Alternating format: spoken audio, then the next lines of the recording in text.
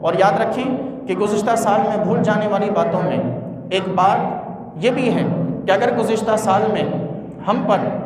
کوئی مشکل آئی، ہم نے کسی مشکل کا سامنا کیا، ہم پر کوئی وقت ایسا آیا کہ جب ہم اپنی زندگیوں سے مایوس ہو چلے تھے، تو ان تمام باتوں کو بھول جائیں اور وہاں یاد رکھیں اپنے رب کے اس فضل اور اس احسان کو کہ جس نے اس مشکل وقت میں ہم پر فضل اور احسان فرما کر اس وقت سے ہمیں نکالا، کہ جب زندگی میں کوئی امید، کوئی سہارا باقی نہیں تھا، جب زندگی میں کوئی ایسی چیز نظر نہیں آتی تھی، کوئی ایسا شخص نظر نہیں آتا تھا کہ جس کو دیکھ کر، جس کے سہارے ہم زندگی مزید اپنی آگے چلا سکیں، اور ہم سمجھ بیٹھے تھے کہ بس یہی ہماری زندگی کا اختتام، اس کے بعد کوئی بہتری نہیں، اس کے بعد کوئی اچھائی ہماری زندگی میں باقی نہیں۔ وہ وقت، اس وقت میں رب کائنات نے اپنی رحمت کے ذریعے ہمیں تھاما، اس وقت میں اس کی رحمتوں نے ہمیں سہارا دیا، اور سہارا دے کر آج یہاں تک لا پہنچایا کہ ہم نئے سال کا آغاز کر رہے ہیں، آج یہاں تک لا کر کھڑا کیا کہ ہم نئے سال میں آج ہم اپنے رب کے حضور حاضر ہیں۔ تو اس وقت کو بھول جائیں، لیکن اس وقت میں کیے گئے اپنے رب کے احسان کو یاد رکھیں، تاکہ وہ رب کا احسان زندگی بھر ہمیں یہ یاد دلاتا رہے کہ آئندہ زندگی میں بھی جب کبھی بھی کوئی مشکل وقت آئے گا، اسی رب کی رحمتوں نے ہمارا ساتھ دینا، اسی رب کی رحمتوں نے پھر سے ہمیں ایک بار تھامنا، اسی رب کی رحمتوں نے پھر سے ایک بار ہمارا سہارا بن کر ہمیں زندگی میں آگے چلانا ہے۔ تو بس آج کا پیغام یہی تھا کہ نئے سال کا آغاز ہے، اس نئے سال کو کسی بھی طور پر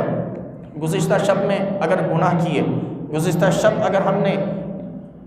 مغربی کلچر کے مطابق گزار دی، آتش بازی پٹاخوں میں اگر گزشتہ شب گزار دی ہے، تو وقت ہے کہ توبہ کر لیجئے،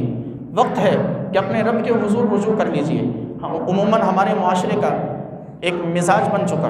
کہ جس چیز سے روکا جائے ہم وہی کام زیادہ کرتے ہیں، جس چیز سے روکا جائے، ممبر و محراب سے صدا ہو کہ ربیع الاول کے جلوسوں میں خواتین کو لے کر نہیں نکلنا، ہمارے ہاں اسی ربیع الاول کے جلوسوں میں خواتین کی تعداد بڑھ جاتی۔ ممبر و محراب سے آواز اٹھے کہ آپ نے آتش بازیاں نہیں کرنی، پٹاخے نہیں پھوڑنے نئے سال کے آغاز میں، ہمارے ہاں یہ آتش بازیاں مزید بڑھ جاتی۔ جس چیز سے ہمیں روکا جائے، ہمارا مزاج ہے کہ ہم اس چیز کو مزید اپناتے ہیں، اس چیز میں مزید داخل ہوتے ہیں، ان گناہوں میں مزید ملوث ہوتے ہیں۔ لیکن یاد رکھیں کہ اگر ممبر و محراب سے کوئی صدا اٹھتی ہے، کوئی چیز سکھائی اور بتائی جاتی، تو ممبر و محراب کا کام صرف اتنا ہے کہ ہمیں بتایا جائے، ممبر و محراب کا کام صرف اتنا ہے کہ ہمیں آگاہی دی جائے۔ عمل